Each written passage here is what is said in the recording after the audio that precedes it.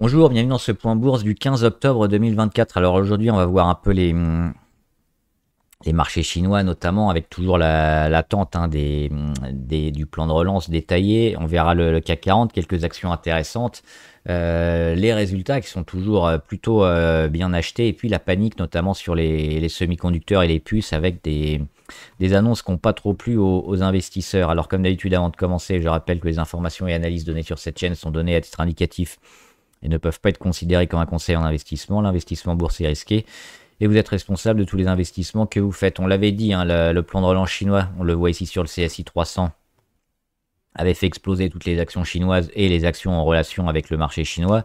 Depuis le breakout, on a eu le pullback à peu près à la moitié, on perd un peu plus que la moitié dernièrement.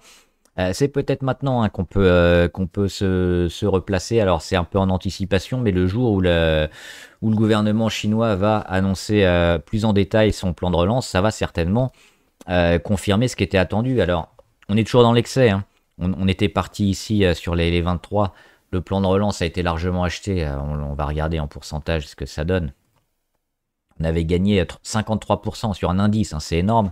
Depuis, ben, on était revenu ici à 21, on n'est plus qu'à plus 16. Si les données arrivent, les données chiffrées notamment sur comment la Chine va relancer un peu son économie, ça devrait rassurer les investisseurs qui auront de la visibilité, qui vont pouvoir s'ajuster et s'investir, donc repartir sur ces niveaux-là autour des 30% de gains à peu près, hein, par rapport au breakout qu'on a eu. Ce serait intéressant, donc l'annonce qu'on aura probablement bientôt de la part de la Chine devrait sécuriser des niveaux. On espère cela, pas trop. On ne devrait pas tout perdre non plus parce que le plan de relance il existe. Donc on ne va pas passer de 23 à finalement 2-3 semaines après revenir ici sur ces niveaux-là pour avoir tout perdu. Donc on va, je pense, un peu temporiser au-dessus. Et avec l'annonce de la Chine, peut-être confirmer la hausse. Donc là, alors c'est toujours peut-être en anticipation de quelques jours, mais avoir en tête l'idée de peut-être rejouer la Chine, rejouer les actions en relation avec la Chine et peut-être le luxe. Le luxe, on verra ce soir, et notamment il y a LVMH qui donne ses résultats dans quelques minutes. Et au niveau des résultats, justement, alors tout est mieux qu'attendu, mais c'est pas non plus exceptionnel. On regarde les résultats, United Health qui fait 100,8 au lieu de 99,1. Johnson Johnson, ils font 22,5 au lieu de 22,17. Bank of America, 25,35 au lieu de 25,25, etc. Donc on bat un peu le consensus partout, mais pas de beaucoup. Ce qui est intéressant, c'est les bancaires qui ont été largement achetés, qui sont en progression. Il y a Goldman Sachs aussi. Et la visibilité et les résultats records un peu dernièrement. Donc ça, c'est un gros point favorable. Les bancaires, américaines notamment, mais ça peut aussi être la confirmation sur le plan européen. Donc les bancaires aussi devraient être intéressantes. Par contre, ouais, United Health, ils ont un peu décroché en, à l'ouverture. Ils se sont pris un gap haussier, mais ça a été en partie racheté, hein, donc rien de catastrophique. Mais il y a eu une petite baisse, on a vendu les résultats, et puis notamment sur des perspectives un peu moyennes pour la suite. On va regarder le CAC 40. Alors l'indice qui fait moins 1, notamment toujours plombé par le luxe, parce qu'on attend, hein, on attend la Chine. La Chine ne dit rien, donc tout ce qu'on avait anticipé peut-être un peu trop, forcément, avec toujours de l'exagération, c'est en train de retomber. Mais ça va pas retomber probablement à zéro, donc on devrait maintenant atteindre des niveaux défendus. Et peut-être qu'avec l'annonce de la Chine, donc ça reprendra. Et pour l'instant, on sait que c'est fortement pondéré sur le CAC. Et il y a aussi le Total. Et Total, alors pourquoi on baisse pas mal? Parce que notamment le Brent perd 4%, notamment sur un fond d'apaisement entre Israël et Iran, hein. Israël ne devrait pas surenchérir et attaquer les sites stratégiques, notamment sur le pétrole et l'énergie iranien. Donc ça a calmé un peu pas mal de monde, mais on n'est jamais à l'abri d'une tension. C'est plutôt comme ça que ça arrive, hein. C'est plutôt les tensions qui ont fait remonter le cours. Mais là, oui, on est retombé sous la médiane à 77, on le voit sur le Brent, c'est la médiane ici. Donc les pétrolières ont un peu plus de mal, mais on est toujours dans un pétrole cher et assez haut. Et les pays producteurs seront toujours à même de s'entendre pour refaire monter le prix, hein, si on revient sur des niveaux un peu bas, notamment les 70, je pense. Rapidement, le cuivre, comme la Chine ne donne toujours pas de chiffres, bah la poussée qu'on a eue sur l'annonce du plan, bah comme les actions, ça retombe un petit peu. On sait que le cuivre est fortement lié au marché chinois et qu'avec la reprise de la Chine, les métaux comme le cuivre devraient avoir une forte demande et progresser. Donc là, c'est pareil, hein, on attend un peu la confirmation à la fois du plan de relance et puis des chiffres dans les semaines à venir. Et l'or, toujours haussier sur l'or, il n'y a rien à dire. On va regarder plutôt l'argent parce qu'il est pas loin de confirmer aussi, hein, le double échec sur les 32,50, notamment au mois de mai, le deuxième au mois de septembre. Et là, on travaille dans le triangle, donc c'est très bien. Il faut travailler ici et puis recasser les 32,50. Et puis le jour où on casse donc ces 32,50, les 33 pour arrondir, on aura probablement la confirmation d'un rallye haussier sur l'argent pour suivre un peu le cours des métaux et de l'or, même s'il a déjà commencé, hein, mais il a été un peu moins fort que l'or notamment. Ces niveaux-là, je pense qu'il faut surveiller, éventuellement rentrer en anticipation. On est toujours plutôt favorable, hein, sur l'argent. Le CAC 40, l'indice, donc on en a déjà parlé. On verra plutôt les résultats, hein, des entreprises au cas par cas. On va regarder les grosses variations. Téléperformance qui revient un peu, mais là aussi, c'est pas très pertinent en termes de gains. Carrefour aussi, hein, il y a un petit rebond. Alors, on va peut-être jouer le range, hein, sur Carrefour entre les 14,6 et les 15,7. Mais là aussi, c'est plutôt neutre. Et on voit que les bancaires, hein, notamment BNP Paribas, plus 1,2, Crédit Agricole plus 0,9 et Société Générale plus 0,1, alors un peu moins bien, bah, sont plutôt dans le vert et bien lotis, notamment, hein, portés par les bancaires américaines. Donc il y a peut-être quelque chose à faire, hein, sur les bancaires françaises. On voit, Société Générale, elle est ici sur des niveaux qu'il avait déjà bien arrêtés il y a pas mal de temps, il y a quelques jours, qui pourrait aller combler son gap à 23,74 et peut-être tout relancer au-dessus de toutes les moyennes mobiles. Donc oui, techniquement, c'est aussi intéressant peut-être d'investir maintenant sur Société Générale, tant que les bancaires vont plutôt bien du côté des États-Unis. Ils sont où les autres? Crédit Agricole. C'est pareil, on est déjà au-dessus de tout, hein, sur Crédit Agricole. Donc là, le but, ça va être de revenir sur les plus hauts historiques. Et BNP, également au-dessus de toutes les moyennes, hein, avec l'objectif d'aller combler aussi son gap à 66. Donc les bancaires à suivre. On va voir quelques valeurs à surveiller. Et oui, non, avant ça, secteur semi-conducteur, une panique un petit peu sur les semis. Pourquoi? Parce qu'il y a, alors comme d'habitude, je dirais, la guéguerre, hein, entre les États-Unis et les probables puissances étrangères. On pense évidemment à la Chine. Et pour l'instant, c'est plutôt un projet, même si ça n'a pas été confirmé, hein, d'éviter de vendre des puces à intelligence artificielle, donc classées comme stratégiques, à certains pays. Donc interdire, on pense tous à la Chine, mais on verra dans les faits, interdire la vente de puces Nvidia, notamment les plus élaborées, à certaines nations, forcément. Le marché semi-conducteur n'aime pas ça parce que ça fait des clients en moins, des clients potentiels en moins, et ça va pas tirer les prix vers le haut. Donc il y a il y a toujours, hein, une baisse sur les marchés, il y a une grosse panique, on peut le voir notamment sur ASML, donc le fabricant de machines de semi-conducteurs notamment, qui perd 15%, et on va le voir, hop, en minutes, pour voir que c'est arrivé ici, hein, notamment sur l'annonce. Hein, que Nvidia serait un peu bridé probablement, bah boum, d'un coup on a tout perdu. Et puis on se maintient sur des moins 15. On le voit, ça a été assez violent. Donc ça c'est pour ASML notamment. Pour Nvidia, ils sont où Nvidia? Ils sont ici. On est à -5. Donc, mais ça coïncidait aussi avec un niveau technique qui avait été à nouveau atteint. Donc, double échec sur les plus hauts historiques. -5, c'est toujours important, mais on a vu qu'il y avait quand même une grosse volatilité sur le titre, donc c'est pas catastrophique non plus. Et puis on se maintient aussi sur Nvidia dans ce triangle pour, comme sur le précédemment, pour travailler avant d'aller chercher un peu plus haut comme sur l'argent. Et à ce stade, il y a pas de, ça me semble encore prématuré de vendre un peu tout ce qui est semi et de bazarder tout. Il y aura probablement des discussions encore. Et on va donc regarder quelques valeurs en particulier, notamment le Bitcoin, pour voir que le Bitcoin, on le voit, il a été chercher sa résistance, à savoir le haut, en blanc ici, de son canal. Donc ce qu'on attend, c'est ça, c'est d'aller le chercher, de le casser et de confirmer le rallye haussier et probablement un bull run assez fort. Pour l'instant, a été le chercher, on va le travailler probablement peut-être encore quelques jours.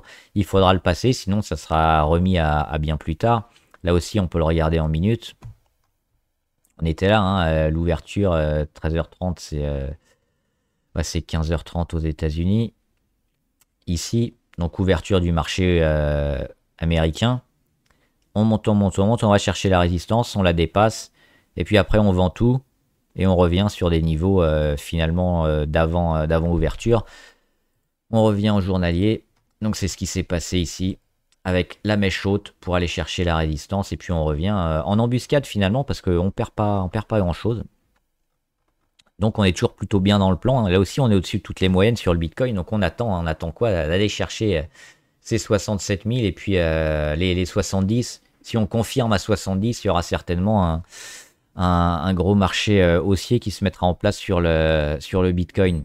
La Française des Jeux, toujours plutôt favorable. Il y a eu la confirmation du projet de loi de finances, notamment qu'il n'y aurait pas de taxes sur la FDJ et sur certains secteurs de jeu notamment. Donc la FDJ qui avait pris un peu peur, toujours dans l'excès comme d'habitude, remonte progressivement et puis on les voit, on va pas loin d'aller combler le gap ici parce qu'avant l'annonce on était à 36,70, donc je pense qu'on va aller les chercher progressivement et puis continuer la progression d'une valeur qui mérite d'aller au moins frôler voire taper les 45.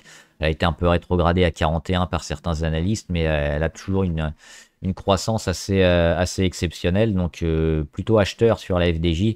On attend la confirmation en cassant cette petite oblique court terme pour aller chercher les 36,7 rapidement. Geogroup aux États-Unis, on a l'élection américaine qui arrive bientôt et les budgets qui devraient relancer la construction et la rénovation des centres pénitentiaires et psychiatriques aux États-Unis. C'est ce que fait Geogroup. On le voit, la congestion, le retour sur moyenne à 200, la cassure de la congestion il y a un peu moins de 10 jours.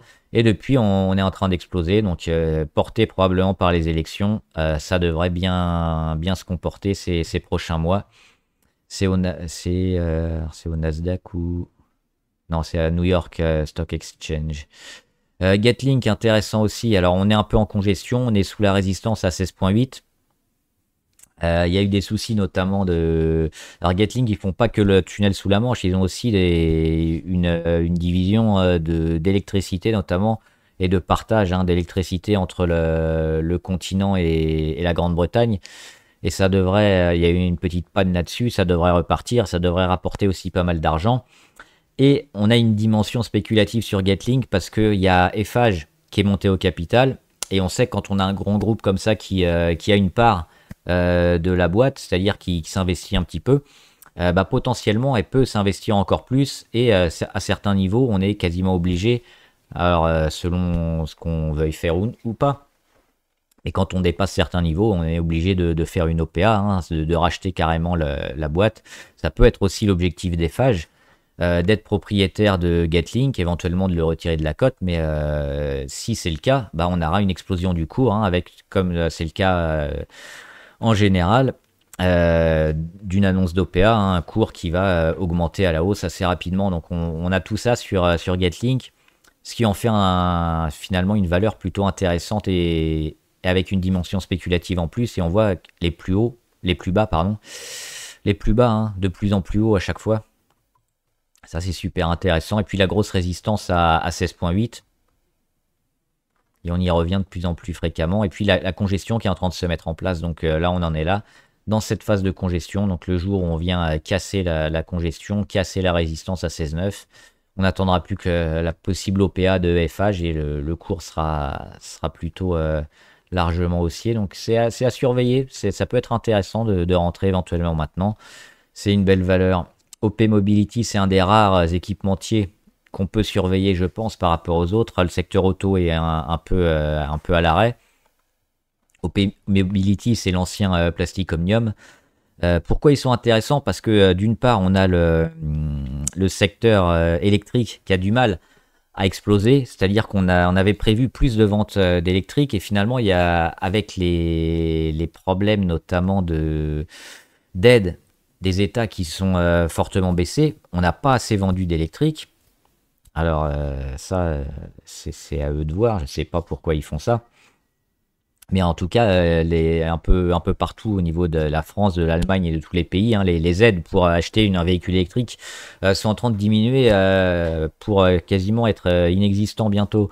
Donc les gens n'achètent pas parce que c'est beaucoup trop cher, donc on n'arrive pas à vendre assez d'électrique. Et OP Mobility, ils sont... alors, ils sont aussi dans l'électrique, mais ils vont surtout bénéficier du thermique parce qu'eux, ils font aussi des réservoirs pour l'essence, pour le diesel, notamment sur les véhicules thermiques. Et comme il y a une part encore importante de vente et en circulation de véhicules thermiques avec un réservoir, OP Mobility qui a investi dessus, ils sont toujours dans le coup pour prendre un peu cette part de marché. Donc ça les rend, par rapport à d'autres comme Forvia ou Valeo, plus intéressants. Techniquement, qu'est-ce qu'on peut regarder? Le gap qui a été créé ici, entre le 25 et le 26 septembre. Alors, on va le combler, on va pas le combler, je sais pas, mais ce qui est important surtout, c'est ça aussi, c'est l'oblique court terme, hein. Donc, toute cette zone-là à travailler sur OP Mobility, et puis peut-être la cassure hein, qui adviendra ici sur la moyenne à 100 jours, par exemple. Il faut attendre un début de retournement, il faut attendre une confirmation, il faut attendre une cassure d'oblique, il faut attendre un rebond. Mais s'il a lieu, ça peut être intéressant sur OP Mobility. Donc c'est à surveiller, c'est encore un peu tôt. Et Total Energy, alors avec le prix du pétrole qui baisse, Total, ils en sont pris aussi un coup dans le nez, donc ils ont baissé. Mais pourquoi ils ont baissé autant hein? Près de 5%, c'est énorme. Puisqu'ils ont annoncé notamment hein, des marges sur le raffinage en Europe qui a chuté drastiquement. On était à près de 45 euros la tonne, je crois, et on est passé à 15 ou 17. Donc c'est vraiment une marge qui a fondu. Et Total, forcément, comme d'autres, hein, il y a aussi d'autres pétrolières américaines, il y a Esso, forcément, c'est juste, et on va un peu vers le bas. Alors moi, je suis toujours plutôt favorable sur Total, je suis toujours investi, je suis toujours acheteur, on est sur des niveaux assez bas. Et des mauvaises nouvelles hein, sur le fond de la guerre, ce sera des bonnes nouvelles pour les pétrolières, probablement. D'autant que Total, ils n'ont pas que ça, ils ont aussi l'option énergéticien avec d'autres valeurs vertes qui peut les aider. Donc, c'est même si la nouvelle est assez désagréable, on comble le gap ici, on en crée un autre, hein, forcément.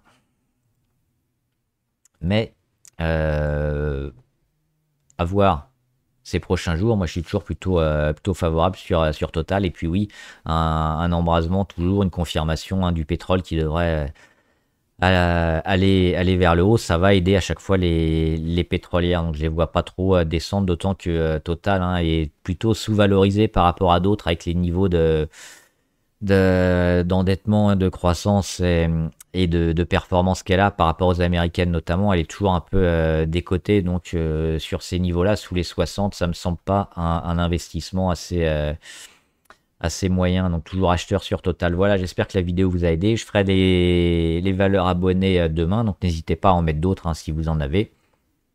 Si vous avez des questions également, j'y répondrai. Bon trade, à plus!